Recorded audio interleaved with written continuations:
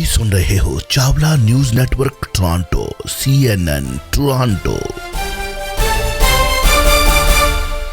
मिंटू जी जी आया नु स्वागत है जी शुक्रिया।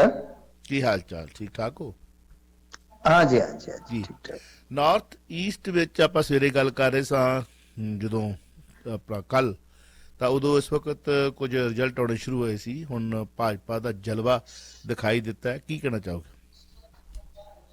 हाँ जी देखो इन्हां दी त्रिपुरा ਦੇ ਵਿੱਚ ਤਾਂ ਵਾਪਸੀ ਹੈ, ਰਿਪੀਟ ਹੋ ਗਈ ਸਰਕਾਰ। ਮੈਨੂੰ ਲੱਗਦਾ ਕਿ ਜਿਵੇਂ ਕਾਮਰੇਡਾਂ ਨੇ ਉੱਥੇ ਲਗਾਤਾਰ ਤਕਰੀਬਨ 25-30 ਸਾਲ ਰਾਜ ਕੀਤਾ ਸੀ, ਹੁਣ ਲੱਗਦਾ ਕਿ ਭਾਜਪਾ ਦੀ ਵਾਰੀ ਆ ਗਈ ਆ। ਹਾਲਾਂਕਿ ਇਹਦੇ 'ਚ ਇਹਨਾਂ ਦਾ ਵੋਟ ਪਰਸੈਂਟ ਤਾਂ ਡਿੱਗਿਆ, ਪਿਛਲੀ ਵਾਰੀ ਤਾਂ ਬਹੁਤ ਜ਼ਿਆਦਾ ਸੀਗਾ ਵੋਟ ਸ਼ੇਅਰ ਇਹਨਾਂ ਦਾ, ਤਕਰੀਬਨ 51% ਸੀਗਾ, ਪਰ ਐਤਕੀ ਮੇਰੇ ਖਿਆਲ ਦੇ ਨਾਲ 10% ਇਹਨਾਂ ਨੂੰ ਲਾਸ ਹੋਇਆ ਉਸ ਚੀਜ਼ ਦੇ ਵਿੱਚ। ਪਰ ਫਿਰ ਵੀ ਬਾਵਜੂਦ ਇਹ ਤ੍ਰਿਪੁਰਾ ਦੇ ਵਿੱਚ ਬਹੁਮਤ ਹਾਸਲ ਕਰ ਗਏ, ਕੋਈ ਸ਼ੱਕ ਨਹੀਂ ਇਹਦੇ 'ਚ। ਫਿਰ ਇਸ ਤੋਂ ਇਲਾਵਾ ਨਾਗਾਲੈਂਡ ਹੈ, ਜਿਹੜਾ ਨਾਗਾਲੈਂਡ ਦੇ ਵਿੱਚ ਵੀ ਸਰਕਾਰ ਬਣਾ ਗਏ, ਤੇ ਰਹਿ ਗਿਆ ਹੁਣ ਮੇਘਾਲਿਆ ਦੇ ਵਿੱਚ ਵੀ ਇਹਨਾਂ ਨੇ, ਕਿਉਂਕਿ ਇਹਨਾਂ ਦਾ ਗੱਠਜੋੜ ਸੀਗਾ, ਪਹਿਲਾਂ ਗੱਠਜੋੜ ਸੀਗਾ NPP ਵਾਲਿਆਂ ਦੇ ਨਾਲ, ਉਹ ਇਹਨਾਂ ਨੇ ਚੋਣਾਂ ਤੋਂ ਪਹਿਲਾਂ ਤੋੜ ਲਿਆ ਸੀ। ਪਹਿਲਾਂ ਵੀ ਇਹਨਾਂ ਦੇ ਕੋਲ 2 ਹੀ ਸੀਟਾਂ ਸੀਗੀਆਂ ਉੱਥੇ ਮੇਘਾਲਿਆ ਦੇ ਵਿੱਚ, ਪਰ ਇਹ ਸਰਕਾਰ ਦਾ ਹਿੱਸਾ ਸਨ। ਤਾਂ ਹੁਣ ਇਲੈਕਸ਼ਨ ਤੋਂ ਬਾਅਦ ਯਾਨੀ ਫਿਰ ਇਹ ਅਲਾਈਅੰਸ ਦੇ ਵਿੱਚ ਆ ਜਾਣਗੇ, ਬਹੁਤ ਆਸਾਨੀ ਦੇ ਨਾਲ ਉੱਥੇ ਵੀ ਸਰਕਾਰ ਬਣਾ ਲਊਗੀ। ਤਾਂ ਕੁੱਲ ਮਿਲਾ ਕੇ ਨਾਰਥ ਈਸਟ ਦੇ ਵਿੱਚ 3 ਸਟੇਟਾਂ, ਤਿੰਨਾਂ ਦੇ ਵਿੱਚ ਭਾਜਪਾ ਜਿਹੜੀ ਹੈ ਉਹ ਦੋਵਾਂ 'ਚ ਤਾਂ ਇੱਕ ਤਰ੍ਹਾਂ ਨਾਲ ਕਹਿ ਲਓ ਕਿ ਇੱਕ ਪਾਸੜ, ਤੇ ਇੱਕ 'ਚ ਅਲਾਈਅੰਸ ਬਣਾ ਕੇ ਉਹ ਆ ਜਾਣਗੇ। ਵੈਸੇ ਤੇ ਨਾਗਾਲੈਂਡ ਦੇ ਵਿੱਚ ਵੀ ਜੇ ਤੁਸੀਂ ਦੇਖੋਗੇ ਇਹਨਾਂ ਦਾ ਜਿਹੜਾ ਪ੍ਰਦਰਸ਼ਨ ਹੈ ਠੀਕ ਠਾਕ ਹੈ ਨਾਗਾਲੈਂਡ ਦੇ ਵਿੱਚ ਵੀ, ਕਿਉਂਕਿ ਉੱਥੇ ਇਹਨਾਂ ਦਾ ਅਲਾਈਅੰਸ ਹੈ, ਨਾਗਾਲੈਂਡ ਦੇ ਵਿੱਚ ਇਹਨਾਂ ਦਾ ਅਲਾਈਅੰਸ ਚੱਲਦਾ ਪਿਆ ਸੀਗਾ। ਤਾਂ ਖੈਰ ਇਹ ਆਪਣੇ ਆਪ ਦੇ ਵਿੱਚ ਬੜੀ ਵੱਡੀ ਗੱਲ ਆ ਕਿ ਨਾਰਥ ਈਸਟ ਇਹਨਾਂ ਨੇ ਇੱਕ ਵਾਰੀ ਫੇਰ ਜਿੱਤ ਲਿਆ। ਨਾਰਥ ਈਸਟ ਜਿੱਤਣ ਦਾ ਮਾਇਨਾ ਕੀ ਆ, ਸੰਖੇਪ ਦੇ ਵਿੱਚ ਮੈਂ ਤੁਹਾਨੂੰ ਦੱਸਾਂ ਤਾਂ ਅਸਲ 'ਚ ਕੀ ਹੈ ਕਿ ਨਾਰਥ ਈਸਟ ਈਸਾਈ ਗਿਣਤੀ ਵਾਲਾ ਇੱਕ ਖਿੱਤਾ ਹੈ। ਉੱਥੇ ਕੁਝ ਸੂਬਿਆਂ 'ਚ ਈਸਾਈ ਬਹੁ ਗਿਣਤੀ ਆ, ਮਤਲਬ ਕਿ ਭਾਜਪਾ ਮਿੱਥ ਤੋੜ ਰਹੀ ਹੈ ਕਿ ਇਹ ਕਾਓ ਬੈਲਟ ਦੀ ਪਾਰਟੀ ਨਹੀਂ ਹੈ, ਇਹ ਇੰਡੀਆ ਦੇ ਵਿੱਚ ਸਰਵ ਪ੍ਰਵਾਨਿਤ ਹੁੰਦੀ ਪਾਰਟੀ ਹੈ ਜਾਂ ਹੋ ਚੁੱਕੀ ਪਾਰਟੀ ਹੈ। ਨਾਰਥ ਈਸਟ ਤਾਂ ਤੁਸੀਂ ਦੇਖੋਗੇ, ਮੈਂ ਮੋਦੀ ਸਾਹਿਬ ਦੀਆਂ ਉਹ ਰੈਲੀਆਂ ਦਾ ਡਾਟਾ ਵੇਖ ਰਿਹਾ ਸੀਗਾ, 5 ਸਾਲਾਂ ਦੇ ਵਿੱਚ ਕਹਿੰਦੇ ਆ ਕਿ 42 ਵਾਰ ਪ੍ਰਧਾਨ ਮੰਤਰੀ ਗਏ ਨੇ ਨਾਰਥ ਈਸਟ 5 ਸਾਲਾਂ 'ਚ। ਹਾਂਜੀ, ਤਾਂ ਇਹ 25 ਲੋਕ ਸਭਾ ਸੀਟਾਂ ਵੀ ਨੇ। ਇਹ ਵੀ ਨਹੀਂ ਭੁੱਲਣਾ ਚਾਹੀਦਾ ਕਿ ਇਹਦੇ 'ਚ 8 ਸਟੇਟਾਂ 'ਚ ਹੁਣ 6 ਸਟੇਟਾਂ 'ਚ ਸਰਕਾਰ ਹੀ ਇਹਨਾਂ ਦੀ ਆ ਗਈ। ਇਹਦਾ ਮਤਲਬ ਕਿ ਲੋਕ ਸਭਾ 'ਚ ਵੀ ਉਹਦਾ ਫਾਇਦਾ ਮਿਲੇਗਾ, 25 ਸੀਟਾਂ ਨੇ। ਸੋ ਇੱਕ ਨਾਰਥ ਈਸਟ ਤੇ ਹੁਣ ਰਹਿ ਗਿਆ ਸਾਊਥ ਦੇ ਵਿੱਚ ਵੀ ਕਰਨਾਟਕ 'ਚ ਸਰਕਾਰ ਇਹਨਾਂ ਦੀ ਚੱਲ ਰਹੀ ਹੈ, ਤੇਲੰਗਾਨਾ 'ਚ ਐਤਕੀ ਬਹੁਤ ਵੱਡੀ ਫਾਈਟ ਦੇਣ ਜਾ ਰਹੇ ਨੇ। ਤਾਂ ਰਹਿ ਗਿਆ ਫਿਰ ਕੁੱਲ ਮਿਲਾ ਕੇ ਜਿੱਦਾਂ ਕਹਿ ਲਓ ਤਮਿਲਨਾਡੂ ਦੇ ਸਮੀਕਰਨ ਨੂੰ ਬਾਅਦ 'ਚ ਦੇਖੀ ਜਾਏਗੀ। ਸੋ ਨਾਰਥ ਈਸਟ ਤੋਂ ਬਾਅਦ ਅਗਲਾ ਜਿਹੜਾ ਜ਼ੋਰ ਲੱਗੇਗਾ ਉਹ ਸਾਊਥ 'ਚ ਲੱਗੇਗਾ ਜੀ, ਸਾਊਥ 'ਚ ਲੱਗੇਗਾ। ਸੋ ਇਹ ਕੁੱਲ ਮਿਲਾ ਕੇ ਕਹਿ ਸਕਦੇ ਕਿ ਇਸ ਵੇਲੇ ਦਾ ਜਿਹੜਾ ਸਾਡੇ ਸਾਹਮਣੇ ਦ੍ਰਿਸ਼ਟਾਂਤ ਹੈ ਉਹਦੇ 'ਚ ਭਾਜਪਾ ਜਿਹੜੀ ਹੈ ਉਹ ਪੂਰੀ ਤਾਕਤ ਦੇ ਨਾਲ ਅੱਗੇ ਵਧ ਰਹੀ ਹੈ। ਬਹੁਤ ਵੱਡਾ ਐਤਕੀ ਇਹਨਾਂ ਨੇ ਗੱਠਜੋੜ ਕੀਤਾ ਸੀ, ਖੱਬਿਆਂ ਨੇ, ਕਾਂਗਰਸ ਨੇ ਰਲ ਕੇ, ਪਰ ਨਹੀਂ ਰੋਕ ਸਕੇ। ਬਜਟ ਇਜਲਾਸ ਦੀ ਗੱਲ ਕਰੀਏ ਅੱਜ ਤੋਂ ਆ, ਔਰ ਹੰਗਾਮਾ ਤਾਂ ਹੋਣ ਦੀ ਸੰਭਾਵਨਾ ਹੀ ਆ, ਔਰ ਕਿਸ ਤਰ੍ਹਾਂ ਦੇ ਹੰਗਾਮੇ ਹੁੰਦੇ ਨੇ ਇਹ ਹੰਗਾਮੇ ਤਾਂ ਆਪਾਂ ਬਾਅਦ ਦੇ ਵਿੱਚ ਡਿਸਕਸ ਕਰਾਂਗੇ, ਪਰੰਤੂ ਤੁਹਾਡਾ ਨਜ਼ਰੀਆ ਕੀ ਹੈ? ਦੇਖੋ ਗੱਲ ਕੀ ਹੈ ਕਿ ਇਹ ਜਿਹੜਾ ਅੱਜ ਦਾ ਬਜਟ ਇਜਲਾਸ ਹੈ, ਇਸ ਗੱਲ ਨੂੰ ਵੇਖਣ ਵਾਲਾ ਹੋਏਗਾ ਕਿ ਉੱਥੇ ਗਵਰਨਰ ਸਾਹਿਬ ਨੇ ਐਡਰੈਸ ਕਰਨਾ ਹੈ। ਤਾਂ ਉਸ ਐਡਰੈਸ ਦੇ ਵਿੱਚ ਕਿਉਂਕਿ ਸਰਕਾਰ ਵੱਲੋਂ ਦਿੱਤਾ ਗਿਆ ਭਾਸ਼ਣ ਪੜ੍ਹਨਾ ਹੁੰਦਾ ਰਾਜਪਾਲ ਨੇ ਬਕਾਇਦਾ, ਮਤਲਬ ਇਹ ਇੱਕ ਵਿਧੀ ਹੈ। ਤਾਂ ਵਿਧੀ ਦੇ ਮੁਤਾਬਕ ਉਹ ਜਿਹੜਾ ਪੜ੍ਹੋਗੇ ਤੁਸੀਂ ਗਵਰਨਰ ਦੇ ਤੌਰ ਤੇ, ਤਾਂ ਉਹ ਸਰਕਾਰ ਦਾ ਲਿਖਿਆ ਪੜ੍ਹੋਗੇ, ਸਕ੍ਰਿਪਟਡ ਬਿਲਕੁਲ। ਤਾਂ ਉਹਦੇ 'ਚ ਕੀ ਹੈ ਕਿ ਤੁਸੀਂ ਵਰਡ ਟੂ ਵਰਡ ਉਹੀ ਚੀਜ਼ ਬੋਲਣੀ ਹੁੰਦੀ ਹੈ ਜੋ ਤੁਹਾਨੂੰ ਦਿੱਤੀ ਹੁੰਦੀ ਹੈ ਚੀਜ਼। ਤਾਂ ਹੁਣ ਐਸੇ ਮਾਹੌਲ ਦੇ ਵਿੱਚ ਜਦੋਂ ਇਹਨਾਂ ਦੇ ਵਿੱਚ ਆਪਸ 'ਚ ਬਹੁਤ ਜ਼ਿਆਦਾ ਖਲਾਰਾ ਪਿਆ ਹੋਇਆ ਕਿ ਰਾਜਪਾਲ ਉੱਥੇ ਉਦਾਂ ਹੀ ਬੋਲਣਗੇ, ਮੇਰੀ ਸਰਕਾਰ ਨੇ ਇਹ ਕੀਤਾ, ਮੇਰੀ ਸਰਕਾਰ ਨੇ ਉਹ ਕੀਤਾ। ਪਰ ਕਿ ਤਮਿਲਨਾਡੂ ਵਾਲਾ ਕੰਮ ਤੇ ਨਹੀਂ ਹੋ ਜਾਏਗਾ। ਤਮਿਲਨਾਡੂ ਨੂੰ ਹੁਣੇ ਯਾਦ ਕਰਨ ਲਿਆ ਸਮਾਂ ਕਿ ਤਮਿਲਨਾਡੂ ਨੂੰ ਉਹ ਜਿੱਦਾਂ ਇੱਕ ਰਾਜਪਾਲ ਮਿਲਿਆ ਰਵੀ ਸਾਹਿਬ, ਤਾਂ ਉਹਨੇ ਚੱਕ ਕੇ ਵਿਧੀ ਨੂੰ ਹੀ ਤੋੜ ਦਿੱਤਾ ਸੀਗਾ। ਜੋ ਸਰਕਾਰ ਵੱਲੋਂ ਸਕ੍ਰਿਪਟ ਦਿੱਤੀ ਗਈ ਸੀਗੀ ਭਾਸ਼ਣ ਦੀ, ਉਹਨਾਂ ਨੇ ਉਸ ਤੋਂ ਹਟ ਕੇ ਕੁਝ ਸ਼ਬਦ ਬੋਲ ਦਿੱਤੇ ਸਨ, ਕੁਝ ਟਿੱਪਣੀਆਂ ਕਰ ਦਿੱਤੀਆਂ ਸਨ, ਜਿਸ ਤੋਂ ਬਾਅਦ ਸ਼ਾਇਦ ਪਹਿਲੀ ਵਾਰੀ ਹੋਏਗਾ ਕਿ ਉੱਥੇ ਮਤਾ ਲਿਆਂਦਾ ਗਿਆ ਗਵਰਨਰ ਐਡਰੈਸ ਦੇ ਦੌਰਾਨ ਹੀ, ਤੇ ਉਹ ਉੱਥੋਂ ਭਾਸ਼ਣ ਛੱਡ ਕੇ ਚੱਲਦੇ ਬਣੇ। ਇਹ ਕੁਛ ਜਿਹੜਾ ਹੈ ਉਹ ਉੱਥੇ ਅਸੈਂਬਲੀ 'ਚ ਹੋਇਆ ਸੀ। ਤਾਂ ਕੀ ਪੰਜਾਬ ਵੀ ਐਸਾ ਹੀ ਇੱਕ ਦ੍ਰਿਸ਼ ਦੇਖੇਗਾ, ਜਾਂ ਗਵਰਨਰ ਸਾਹਿਬ ਉਸੇ ਤਰ੍ਹਾਂ ਦਾ ਹੀ ਐਡਰੈਸ ਕਰਨਗੇ ਜਿੱਦਾਂ ਆਮ ਤੌਰ ਤੇ ਅੱਗੇ ਕਰਦੇ ਆ? ਕਿਉਂਕਿ ਇਹਦੀ ਇੱਕ ਸੰਭਾਵਨਾ ਇਸ ਕਰਕੇ ਜ਼ਿਆਦਾ ਬਣ ਜਾਂਦੀ ਹੈ ਕਿ ਕੱਲ ਜਦੋਂ ਮਾਨ ਸਾਹਿਬ ਗਏ ਸਨ ਫੌਜੀ ਲੈਣ, ਉੱਥੇ ਕਹਿੰਦੇ ਵੀ ਫੌਜ ਦਿਓ ਸਾਨੂੰ ਥੋੜੀ ਜੀ ਨੀਮ ਫੌਜੀ ਦਸਤੇ ਚਾਹੀਦੇ ਆ, ਤਾਂ ਉਸ ਤੋਂ ਪਹਿਲਾਂ ਚੰਦ ਘੰਟੇ ਪਹਿਲਾਂ ਬਨਵਾਰੀ ਲਾਲ ਪੁਰੋਹਿਤ ਜੀ ਜਿਹੜੇ ਸਾਡੇ ਗਵਰਨਰ ਨੇ, ਉਹ ਰਾਜਪਾਲ ਦੇ ਤੌਰ ਤੇ ਅਮਿਤ ਸ਼ਾਹ ਨੂੰ ਮਿਲ ਕੇ ਆਉਂਦੇ ਨੇ। ਤਾਂ ਉਹ ਤੋਂ ਲੱਗਦਾ ਕਿ ਸ਼ਾਇਦ ਹੋ ਸਕਦਾ ਹੈ ਕਿ ਥੋੜਾ ਬਹੁਤਾ ਜੇ ਆਪਾਂ ਦੇਖੀਏ ਕਿ ਇਹ ਮਸਲਾ ਹੈ ਜਿਹੜਾ ਉਹ ਅੱਗੇ ਨਾ ਵਧੇ, ਤੇ ਸਿੰਪਲੀ ਜਿੱਦਾਂ ਮਤਲਬ ਕਿ ਆਮ ਰਵਾਇਤੀ ਤੌਰ ਤੇ ਗਵਰਨਰ ਭਾਸ਼ਣ ਦਿੰਦੇ ਹੁੰਦੇ ਜਾਣ। ਪਰ ਦਿਲਚਸਪ ਤਾਂ ਰਹੇਗਾ, ਹੰਗਾਮੇ ਵਾਲਾ ਦੇਖੋ ਸੈਸ਼ਨ ਤਾਂ ਹੰਗਾਮੇ ਵਾਲਾ ਰਹੂਗਾ ਹੀ ਰਹੂਗਾ, ਤਾਂ ਰਹਿੰਦਾ ਹੀ ਰਹਿੰਦਾ ਹੈ। ਪਰ ਸਭ ਤੋਂ ਵੱਡੀ ਜਿਹੜੀ ਅੱਖ ਰਹੇਗੀ ਵੇਖਣ ਵਾਲੀ ਗੱਲ ਤੇ, ਤਾਂ ਉਹ ਇਹੀ ਹੋਏਗੀ ਕਿ ਗਵਰਨਰ ਭਾਸ਼ਣ ਕਿਸ ਤਰ੍ਹਾਂ ਦਿੰਦੇ ਨੇ। ਜੀ ਬਿਲਕੁਲ ਸਹੀ ਗੱਲ, ਬਿਲਕੁਲ ਤੁਸੀਂ ਸਹੀ ਪਿਆ। ਹੁਣ ਜੇ ਮੈਂ ਗੱਲ ਕਰਾਂ ਪੰਜਾਬ ਦੀ ਸ਼ਰਾਬ ਨੀਤੀ ਤੇ ਏਜੰਸੀਆਂ ਦੀ ਜਿਹੜੀ ਹੁਣ ਅੱਖ ਹੈ, ਉਹਦੇ ਉੱਤੇ ਤੁਹਾਡਾ ਨਜ਼ਰੀਆ ਕੀ ਹੈ, ਕੀ ਕਹਿਣਾ ਚਾਹੋਗੇ? ਦੇਖੋ ਸ਼ਰਾਬ ਨੀਤੀ ਤੇ ਹੋ ਸਕਦਾ ਕਿ ਕੱਲ ਨੂੰ ਈਡੀ ਇੱਥੇ ਵੀ ਆ ਕੇ ਕੋਈ ਰੇਡਾ ਰੂਡਾ ਮਾਰ ਲਵੇ, ਕੁਝ ਬੰਦੇ ਫੜ ਲਵੇ, ਕਿਉਂਕਿ ਗੱਲ ਤੇ ਇਹ ਹੈ ਨਾ ਕਿ ਇਹ ਜਿਹੜੀ ਸਾਡੇ ਇੱਥੇ ਹੁਣ ਚੱਲ ਰਹੀ ਹੈ ਸ਼ਰਾਬ ਪਾਲਿਸੀ, ਉਹ ਬਿਲਕੁਲ ਡਿਟੋ ਕਾਪੀ ਹੈ ਉਹਨਾਂ ਦੀ ਜੋ ਦਿੱਲੀ ਦੇ ਵਿੱਚ ਪਾਲਿਸੀ ਹੈ। ਹਾਲਾਂਕਿ ਚਲੋ ਠੀਕ ਹੈ, ਇਸ ਗੱਲ ਦੇ ਵਿੱਚ ਕੋਈ ਸ਼ੱਕ ਨਹੀਂ, ਕੋਈ ਦੋ ਰਾਏ ਨਹੀਂ ਹੈ ਕਿ ਦਿੱਲੀ ਦੀ ਪਾਲਿਸੀ ਉੱਥੇ ਤਾਂ ਚਲੋ ਜੋ ਹੋਇਆ, ਪਰ ਪੰਜਾਬ ਦੇ ਵਿੱਚ ਇਹਨਾਂ ਨੂੰ ਥੋੜਾ ਰੈਵਨਿਊ 'ਚ ਕਹਿ ਲਓ ਕਿ ਇਜ਼ਾਫਾ ਹੋਇਆ, ਕੋਈ ਸ਼ੱਕ ਨਹੀਂ, ਉਹਦੇ 'ਚ ਕੋਈ ਦੋ ਰਾਏ ਨਹੀਂ ਹੈ। ਪਰ ਗੱਲ ਤਾਂ ਉਹੀ ਹੁੰਦੀ ਹੈ ਨਾ ਕਿ ਨਿਯਮ ਕਾਇਦੇ ਜਿਹੜੇ ਆ ਉਹ ਫੋਲੋ ਕੀਤੇ ਗਏ ਕਿ ਨਹੀਂ।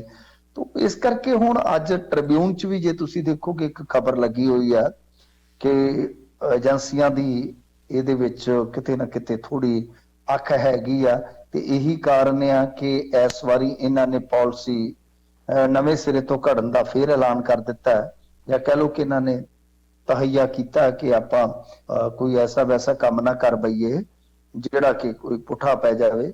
ਤਾਂ ਮਤਲਬ ਕਿ ਪੂਰੇ ਧਿਆਨ ਦੇ ਨਾਲ ਇਹ ਪਾਲਿਸੀ ਮੇਕਿੰਗ ਦਾ ਕੰਮ ਹੈ ਜਿਹੜਾ ਉਹ ਕਰ ਰਹੇ ਨੇ। ਮੈਂ ਉਹ ਖਬਰ ਵੀ ਕੱਢ ਲੈਣਾ, ਥੋੜੀ ਦੇਖ ਲੈਣੇ ਤਾਂ ਕਿ ਮਜ਼ਮੂਨ ਸਾਡਾ ਉਹੀ ਰਹੇ।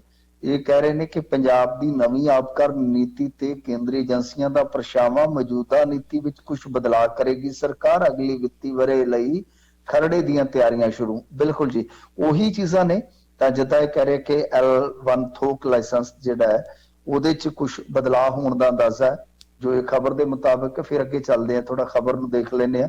ਫਿਰ ਇਸ ਤੋਂ ਇਲਾਵਾ ਇਹ ਕਹਿੰਦੇ ਆ ਕਿ ਬਈ ਮਤਲਬ ਕਿ ਇੱਕ ਜਿਹੜੀ ਨਵੀਂ ਆਬਕਾਰ ਨੀਤੀ 'ਚ ਹਰ ਸ਼ਰਾਬ ਫੈਕਟਰੀ ਲਈ ਇੱਕ ਤੋਂ ਵਧੇਰੇ ਡਿਸਟਰੀਬਿਊਟਰਾਂ ਨੂੰ ਕੰਮ ਦੇਣ ਦੇ ਰਾਹ ਖੋਲੇ ਜਾਣ ਦੀ ਸੰਭਾਵਨਾ। ਹੁਣ ਮੈਂ ਦੱਸਦਾ ਤੁਹਾਨੂੰ ਅਸਲ 'ਚ ਕਹਾਣੀ ਕੀ ਹੈ।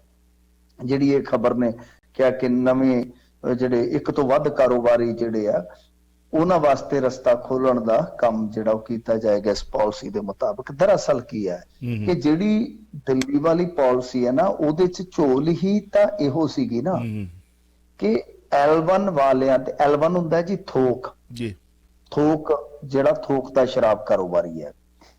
ਇਹਨਾਂ ਨੇ ਕੀ ਕੀਤਾ ਸੀਗਾ ਕਿ L1 ਨੂੰ ਇੱਕ ਬੰਨ ਦਿੱਤਾ ਸੁਪਰ L1 ਦੇ ਨਾਲ ਕਿ ਤੁਸੀਂ ਇਹਦੇ ਤੋਂ ਹੀ ਲੈਣਾ, ਕੋਈ ਹੋਰ ਉਹਦੇ 'ਚ ਪਲੇਅਰ ਹੀ ਨਹੀਂ ਹੈਗਾ।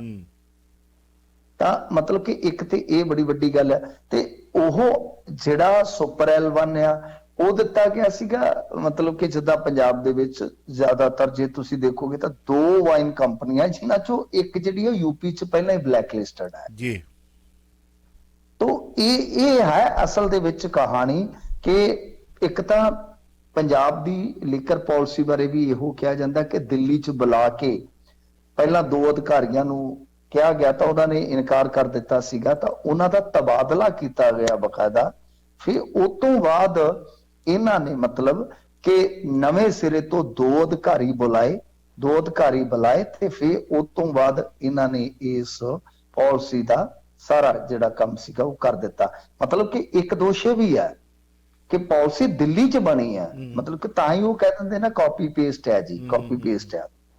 ਸੋ ਇਹ ਕਾਫੀ ਗੁੰਝਲਦਾਰ ਮਾਮਲਾ ਹੈ। ਬ੍ਰਾਂਡ ਰਜਿਸਟ੍ਰੇਸ਼ਨ ਫੀਸ ਦਾ ਵੀ ਕਰੌਲਾ ਹੈ ਕਿ 25 ਲੱਖ ਤੋਂ ਵਧਾ ਕੇ ਇੱਥੇ 5 ਕਰੋੜ ਕਰ ਦਿੱਤੀ ਗਈ, ਕਿਸ ਵਾਸਤੇ? ਤਾਂ ਕਿ ਮਤਲਬ ਜਿਹੜੇ ਛੋਟੇ ਬ੍ਰਾਂਡ ਨੇ ਉਹ ਮੁਕਾਬਲੇ ਚੋਂ ਬਾਹਰ ਹੋ ਜਾਣ, ਵੱਡੇ ਜਿਹੜੇ ਆ ਉਹ ਫਾਇਦੇ 'ਚ ਰਹਿ ਜਾਣਗੇ। ਉਹਦੇ ਵਿੱਚ ਵੀ ਗਾਂ ਫਿਰ ਬ੍ਰੈਡਕੋ ਤੇ ਅਨੰਤ ਵਾਈਨਸ, ਜਿਨ੍ਹਾਂ ਨੂੰ ਸੁਪਰ L1 ਇੱਕ ਤਰ੍ਹਾਂ ਨਾਲ ਕਹਿ ਲਓ ਕਿ ਵੱਡੇ ਮਿਲ ਗਏ, ਤਾਂ ਇਹਦੇ ਵਿੱਚ ਗਾਂ ਫਿਰ ਡਿਓਗੋ ਇੰਡੀਆ ਤੇ ਪੈਰਨੋਗ ਰਿਕਾਰਡ, ਜਿਹੜੇ ਇਹ ਦੋ ਕੰਪਨੀਆਂ ਹੀ ਇੱਕ ਤਰ੍ਹਾਂ ਨਾਲ ਕਹਿ ਲਓ ਕਿ ਆ ਗਈਆਂ। ਸੋ ਇਹ ਕਾਫੀ ਵੈਸੇ ਤਾਂ ਗੁੰਝਲਦਾਰ ਮਾਮਲਾ, ਜਿਹੜੇ ਐਕਸਾਈਜ਼ ਨੂੰ ਸਮਝਦੇ ਉਹ ਪਕੜ ਲੈਂਦੇ ਇਹਨਾਂ ਚੀਜ਼ਾਂ ਨੂੰ। ਤਾਂ ਇਹ 3-4 ਚੀਜ਼ਾਂ ਜਿਹੜੀਆਂ ਉਹ ਇੱਥੇ ਕਹਿ ਲਓ ਕਿ ਕੰਟਰੋਵਰਸ਼ੀਅਲ ਹੈਗੀਆਂ ਨੇ ਪੰਜਾਬ ਦੇ ਵਿੱਚ।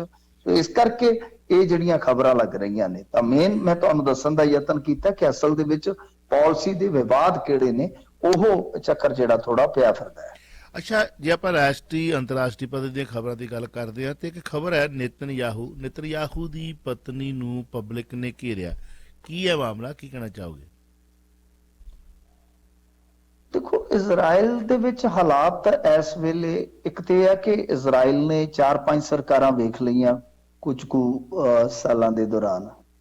ਉਹਨਾਂ ਦੇ ਸਦਨ ਦਾ ਨਾਂ ਕੈਨੈਸਟ, ਤੇ ਉਹ ਬੜੀਆਂ ਸੀਮਤ ਜੀਆਂ ਸੀਟਾਂ ਵਾਲਾ ਹੈ। ਕੈਨੈਸਟ ਮੇਰੇ ਖਿਆਲ ਦੇ ਨਾਲ ਮਸੀਂ ਗੂਗਲ ਕਰ ਲੈਣਾ ਤੁਸੀਂ, 100-125 ਸੀਟ ਹੀ ਆ ਉੱਥੇ ਸਾਰੀ। ਪਰ ਬਾਵਜੂਦ ਇਸ ਦੇ ਉੱਥੇ ਸਰਕਾਰ ਕੱਲਿਆਂ ਨਹੀਂ ਬਣਦੀ, ਬਹੁਤ ਛੋਟੀਆਂ ਪਾਰਟੀਆਂ ਨੂੰ ਵੀ ਅਲਾਈਡ ਕਰਕੇ ਸਰਕਾਰਾਂ ਜਿਹੜੀਆਂ ਬਣਾਈਆਂ ਜਾਂਦੀਆਂ ਨੇ। ਤਾਂ ਇਹ ਤਾਂ ਹੀ ਹੈ ਕਿ ਵਾਰ-ਵਾਰ ਇਲੈਕਸ਼ਨ ਹੁੰਦਾ, ਵਾਰ-ਵਾਰ ਪ੍ਰਧਾਨ ਮੰਤਰੀ ਜਿਹੜਾ ਬਣਦਾ। ਹੁਣ ਨੇਤਨਯਾਹੂ ਦੁਬਾਰਾ ਸੱਤਾ 'ਚ ਆਇਆ। ਨੇਤਨਯਾਹੂ ਦੇ ਆਉਣ ਤੋਂ ਬਾਅਦ ਉੱਥੇ ਪ੍ਰਦਰਸ਼ਨ ਜਿਹੜੇ ਆ ਉਹ ਇਸ ਕਰਕੇ ਤੇਜ਼ ਨਹੀਂ ਹੈ ਕਿ ਨੇਤਨਯਾਹੂ ਬਣਿਆ। ਅਸਲ 'ਚ ਕੀ ਹੈ ਕਿ ਨੇਤਨਯਾਹੂ ਦੇ ਖਿਲਾਫ ਜਿਹੜੇ ਇਹ ਪ੍ਰਦਰਸ਼ਨ ਹੋ ਰਹੇ ਜਾਂ ਸਰਕਾਰ ਦੇ ਖਿਲਾਫ, ਇਹ ਹੋ ਰਹੇ ਨੇ ਇਸ ਕਰਕੇ ਕਿਉਂਕਿ ਇਹ ਕਰ ਰਹੇ ਨੇ ਸੁਪਰੀਮ ਕੋਰਟ ਨੂੰ ਬਾਉਣਾ। ਸੁਪਰੀਮ ਕੋਰਟ ਨੂੰ ਮਤਲਬ ਕਿਸ ਤਰ੍ਹਾਂ ਦੇ ਬਦਲਾਅ ਲਿਆ ਰਹੇ ਆ। ਤਾਂ ਸੁਪਰੀਮ ਕੋਰਟ ਦੇ ਵਿੱਚ ਕਿਵੇਂ ਆ ਕਿ ਜਿੱਦਾਂ ਫਰਜ਼ ਕਰੋ, ਮੈਂ ਇੱਕ ਮਿਸਾਲ ਦੇ ਦੇਣਾ ਉੱਥੇ ਵੀ, ਕਿ 5 ਜੱਜ ਨੇ, 5 ਜੱਜਾਂ ਦੀ ਸਹਿਮਤੀ ਨਹੀਂ ਹੁੰਦੀ, 3-2 ਮਤਲਬ ਕਿ 3-2 ਜੇ ਉਹ ਸੂਰਤ-ਹਾਲ ਰਹਿੰਦੀ ਹੈ ਤਾਂ ਕਹਿੰਦੇ ਕਿ ਫਿਰ ਉਹ ਫੈਸਲਾ ਜਿਹੜਾ ਹੈ ਨਾ ਸਦਨ ਉਹਨੂੰ ਬਦਲ ਸਕਦਾ ਹੈ। ਕਿੱਥੇ ਤਾਂ ਹੁਣ ਜਿਵੇਂ ਇੰਡੀਆ ਦੇ ਵਿੱਚ ਫਰਜ਼ ਕਰੋ 3 ਜੱਜ ਇੱਕ ਪਾਸੇ ਹੈ ਤੇ 2 ਜੱਜ ਇੱਕ ਪਾਸੇ ਹੈ, ਉੱਥੇ ਤਿੰਨਾਂ ਵਾਲੇ ਫੈਸਲਾ ਲਾਗੂ ਹੋ ਜਾਂਦਾ, ਡਸਨਟ ਮੈਟਰ ਕੀ ਹੈ ਉਹ। ਪਰ ਇਹ ਕਹਿੰਦੇ ਆ ਕਿ ਨਹੀਂ, ਇਸ ਤਰ੍ਹਾਂ ਹੋਰ ਵੀ ਕਈ ਬਦਲਾਅ ਨੇ, ਬੜੇ ਛੋਟੇ ਹੋਰ ਵੀ ਬਦਲਾਅ ਨੇ ਕਈ, ਜਿਵੇਂ ਜੱਜਾਂ ਦੀ ਅਪੁਆਇੰਟਮੈਂਟ ਦੀ ਨਿਯੁਕਤੀ ਸਿੱਧੀ, ਉਹਦਾ ਅਧਿਕਾਰ ਖੇਤਰ ਵੀ ਉਹ ਵੀ ਇੱਕ ਵਿਸ਼ਾ ਹੈ, ਵਿਵਾਦਤ ਵਿਸ਼ਾ। ਤਾਂ ਕੁੱਲ ਮਿਲਾ ਕੇ ਇੱਥੋਂ ਤੱਕ ਕਿ ਇਹਨੂੰ ਜੇ ਤੁਸੀਂ ਕਨਕਲੂਡ ਕਰਨਾ ਹੋਵੇ ਕਿ ਸੁਪਰੀਮ ਕੋਰਟ ਦੇ ਫੈਸਲੇ ਨੂੰ ਸਦਨ ਪਲਟ ਸਕਦਾ ਹੈ, ਤਾਂ ਇਸ ਤੋਂ ਬਾਅਦ ਫਿਰ ਉੱਥੋਂ ਦੇ ਲੋਕਾਂ ਦਾ ਗੁੱਸਾ ਜਿਹੜਾ ਭੜ ਗਿਆ ਕਿ ਤੁਸੀਂ ਅਸਲ ਦੇ ਵਿੱਚ ਡੈਮੋਕ੍ਰੇਸੀ ਨੂੰ ਖਤਮ ਕਰਾ ਰਹੇ ਜਾਂ ਕਰ ਰਹੇ ਹੋ। ਤਾਂ ਤੁਸੀਂ ਇੱਕ ਮਤਲਬ ਕਿ ਆਟੋਕ੍ਰੈਟਿਕ ਕਹਿ ਲਓ ਕਿ ਇਸ ਤਰ੍ਹਾਂ ਦੀ ਇੱਕ ਵਿਧੀ ਲਿਆ ਰਹੇ ਹੋ ਜੋ ਕਿ ਬਹੁਤ ਖਤਰਨਾਕ ਹੈ। ਤਾਂ ਇਸ ਕਰਕੇ ਯਹੂਦੀਆਂ ਦੇ ਦੇਸ਼ ਦੀ ਜਿਹਦੀ ਆਪਾਂ ਮਿਸਾਲ ਬੜੀ ਅਕਸਰ ਦਿੰਦੇ ਹਾਂ ਕਿ ਯਹੂਦੀਆਂ ਦੇ ਉੱਥੇ ਹਾਲ ਇਹ ਹੋਏ ਪਏ ਨੇ ਕਿ ਪਿਛਲੇ ਵੀਕਐਂਡ ਤੇ ਮੈਂ ਉਹਨਾਂ ਦੀ ਅਖਬਾਰ ਦੀ ਇੱਕ ਰਿਪੋਰਟ ਦੇਖ ਰਿਹਾ ਸੀ ਕਿ 1 ਲੱਖ ਬੰਦਾ ਉਹਨਾਂ ਦੇ ਸਦਨ ਦੇ ਅੱਗੇ ਇਕੱਠਾ ਹੋਇਆ, ਕਿਉਂਕਿ ਉਹਨਾਂ ਦੀ ਆਬਾਦੀ ਜਿਹੜੀ ਕਰੋੜ ਤੋਂ ਘੱਟ ਹੈ ਮੇਰੇ ਖਿਆਲ ਨਾਲ। ਤਾਂ ਤੁਸੀਂ ਹਿਸਾਬ ਲਾ ਲਓ ਕਿ ਉਹਦੇ ਵਿੱਚ ਵੀ ਜੇ ਲੱਖ ਤੋਂ ਉੱਤੇ ਜਾਂ ਲੱਖ ਦੇ ਕਰੀਬ ਬੰਦਾ ਜੁੜਦਾ ਤਾਂ ਇਟ ਮੀਨ ਇਹਦਾ ਮਤਲਬ ਇਹ ਹੋਆ ਕਿ ਹਾਲਾਤ ਉੱਥੇ ਜਿਹੜੇ ਆ ਉਹ ਠੀਕ ਨਹੀਂ ਹੈ। ਤਾਂ ਇਸੇ ਦੇ ਚੱਲਦਿਆਂ ਪ੍ਰਦਰਸ਼ਨਕਾਰੀਆਂ ਨੇ ਨੇਤਨਯਾਹੂ ਦੀ ਪਤਨੀ, ਉਹ ਕਿਤੇ ਗਈ ਸੀ ਮੇਕਅਪ ਵਗੈਰਾ ਜਿੱਦਾਂ ਸੈਲੂਨ 'ਚ ਕਰਾਉਣ ਜਾਂਦੀਆਂ ਨੇ ਬੀਬੀਆਂ, ਉੱਥੇ ਉਹਨੂੰ ਵੀ ਘੇਰਿਆ ਕਿ ਬਈ ਜਿਹੜਾ ਸੁਪਰੀਮ ਕੋਰਟ ਦੇ ਅਧਿਕਾਰਾਂ ਨੂੰ ਕੰਟਰੋਲ ਕਰਨ ਵਾਲਾ ਕਾਨੂੰਨ ਜਿਹੜਾ ਤੁਸੀਂ ਲਿਆ ਰਹੇ ਹੋ ਕਿ ਇਹਨੂੰ ਵਾਪਸ ਲਵੋ। ਸੋ ਇਹ ਮਾਮਲਾ, ਇਹ ਮੈਟਰ ਹੈ ਉੱਥੇ। ਜੇ ਗੱਲ ਕਰੀਏ TMC, ਤਾਂ ਫਿਰ ਹੁਣ ਪਤਾ ਲੱਗਾ ਕਿ TMC ਇਕੱਲਿਆਂ ਹੀ ਚੋਣ ਲੜੇਗੀ। ਕੀ ਕਹਿਣਾ ਚਾਹੋਗੇ? ਟੀਐਮਸੀ ਬਾਰੇ ਕੱਲ ਮਮਤਾ ਬੈਨਰਜੀ ਨੇ ਕਿਹਾ ਇਹਨਾਂ ਨੇ ਵੀ ਨਾਰਥ ਈਸਟ ਦੇ ਵਿੱਚ ਖਾਤਾ ਖੋਲਿਆ ਇੱਕ ਸਟੇਟ ਦੇ ਵਿੱਚੋਂ, ਮੈਨੂੰ ਲੱਗਦਾ 4-5 ਸੀਟਾਂ ਲੈ ਗਏ ਨੇ ਇਹ। ਤਾਂ ਤ੍ਰਿਣਮੂਲ ਗੋਆ ਦੇ ਵਿੱਚ ਵੀ ਗਈ ਸੀਗੀ, ਤਾਂ ਮੈਨੂੰ ਲੱਗਦਾ ਜੋ ਉਹ ਕਹਿੰਦੇ ਨੇ ਇਕਲਾ ਚਲੋ, ਉਸ ਨੀਤੀ ਤੇ ਹੀ ਇਹਨਾਂ ਨੇ ਚੱਲਣ ਦਾ ਮਨ ਬਣਾ ਲਿਆ। ਤਾਂ ਮਮਤਾ ਬੈਨਰਜੀ ਨੇ ਸਾਫ਼ ਕਰ ਦਿੱਤਾ ਕਿ 2024 ਵਾਸਤੇ ਅਸੀਂ ਕਿਸੇ ਵੀ ਗੱਠਜੋੜ ਦਾ ਹਿੱਸਾ ਨਹੀਂ ਬਣੂਗੇ, ਅਸੀਂ ਆਪਣੇ ਦਮ ਤੇ ਹੀ ਇਲੈਕਸ਼ਨ ਲੜਾਂਗੇ। ਤਾਂ ਇਹਦਾ ਮਤਲਬ ਇੱਕ ਹੋਰ ਵੀ ਨਿਕਲਦਾ ਕਿ ਜਿੱਦਾਂ ਇੱਕ ਕੋਸ਼ਿਸ਼ ਕੀਤੀ ਜਾ ਰਹੀ ਹੈ, ਮਸ਼ਕ ਕੀਤੀ ਜਾ ਰਹੀ ਹੈ ਕਿ ਕੇਸੀਆਰ, ਅਰਵਿੰਦ ਕੇਜਰੀਵਾਲ ਜਾਂ ਅਖਿਲੇਸ਼ ਯਾਦਵ, ਇਹ ਨੇਤਾ ਜਿਹੜੇ ਆ ਉਹ ਇੱਕ ਹੋਰ ਫਰੰਟ ਉਸਾਰ ਰਹੇ ਆ। ਤਾਂ ਉਹਦੇ ਵਿੱਚ ਪਹਿਲਾਂ ਸੰਭਾਵਨਾ ਸੀ ਮਮਤਾ ਬੈਨਰਜੀ ਦੀ ਕਿ ਉਹ ਸ਼ਾਮਲ ਹੋਏਗੀ, ਪਰ ਇਹ ਸਾਫ਼ ਆ ਕਿ ਤੀਜੇ ਫਰੰਟ 'ਚ ਵੀ ਨਹੀਂ ਜਾ ਰਹੇ। ਹੁਣ ਇਹਦਾ ਮਤਲਬ ਤਾਂ ਇਹੋ ਆ ਕਿ ਇਹ 4 ਫਰੰਟ ਵਾਲਾ ਕੰਮ ਹੋ ਗਿਆ। ਇੱਕ ਪਾਸੇ ਮਮਤਾ ਹੋ ਗਈ, ਹੋ ਸਕਦਾ ਇਹਦੇ ਨਾਲ ਕੋਈ 2-4 ਹੋਰ ਆ ਜਾਣ। ਤਾਂ ਦੂਸਰੇ ਪਾਸੇ ਇੱਕ ਕੋਨੇ ਤੇ ਕੌਣ ਹੋ ਗਿਆ, ਅਰਵਿੰਦ ਕੇਜਰੀਵਾਲ, ਤੇਲੰਗਾਨਾ ਵਾਲਾ ਕੇਸੀਆਰ। ਜਿਵੇਂ ਮੈਂ ਤੁਹਾਨੂੰ ਦੱਸਿਆ ਕਿ ਤੇਲੰਗਾਨਾ 'ਚ ਬੜੀ ਗਹਿ-ਗੱਚ ਲੜਾਈ ਹੋਏਗੀ, ਤੁਸੀਂ ਦੇਖਦੇ ਜਾਣਾ। ਤੇ ਇਸ ਤੋਂ ਬਾਅਦ ਫਿਰ ਅਖਿਲੇਸ਼ ਵਰਗੇ ਲੀਡਰ ਹੋ ਗਏ। ਤਾਂ ਫਿਰ ਸੈਂਟਰ ਦੇ ਵਿੱਚ 2 ਫੋਰਸਾਂ ਵੱਡੀਆਂ ਹੋ ਗਈਆਂ, ਭਾਜਪਾ ਤੇ ਉਹਨਾਂ ਦੇ ਸਾਥੀ, ਤੇ ਉਧਰੋਂ ਕਾਂਗਰਸ ਤੇ ਉਹਨਾਂ ਦੇ ਸਾਥੀ ਨਿਤੀਸ਼ ਵਰਗੇ, ਉਹ ਵੀ ਇਕੱਠੇ ਹੋਣ ਨੂੰ ਫਿਰਦੇ ਆ। ਤਾਂ ਇਹਦਾ ਮਤਲਬ ਕਿ 4 ਧੁਰਿਆਂ ਦੀ ਤਾਕਤ ਜਿਹੜੀ ਆ ਉਹ ਟਕਰਾਏਗੀ। ਜੀ ਜੀ। ਤਾਂ ਇਹਦੇ ਵਿੱਚ ਸਪਸ਼ਟ ਹੈ ਕਿ ਮੇਰਾ ਮੰਨਣਾ ਹੈ ਭਾਜਪਾ ਫਾਇਦੇ 'ਚ ਹੀ ਰਹੇਗੀ। ਬਿਲਕੁਲ ਭਾਜਪਾ ਨੂੰ ਫਾਇਦਾ ਹੋਵੇਗਾ ਹੀ ਹੋਵੇਗਾ, ਜਿਵੇਂ ਖੇਲਾ ਹੋਵੇਗਾ, ਹੁਣ ਭਾਜਪਾ ਨੂੰ ਫਾਇਦਾ ਹੋਵੇਗਾ, ਬੜੀ ਆਸਾਨੀ ਦੇ ਨਾਲ ਜਿੱਤ ਪ੍ਰਾਪਤ ਕਰਦੀ ਨਜ਼ਰ ਆਵੇਗੀ। ਖੈਰ आगे देखिए होता क्या। Mintu ji, so nice of you, thank you very much जी, धन्यवाद जी, थैंक यू। ਤੁਸੀਂ ਸੁਣ ਰਹੇ ਹੋ Chawla news network Toronto CNN Toronto.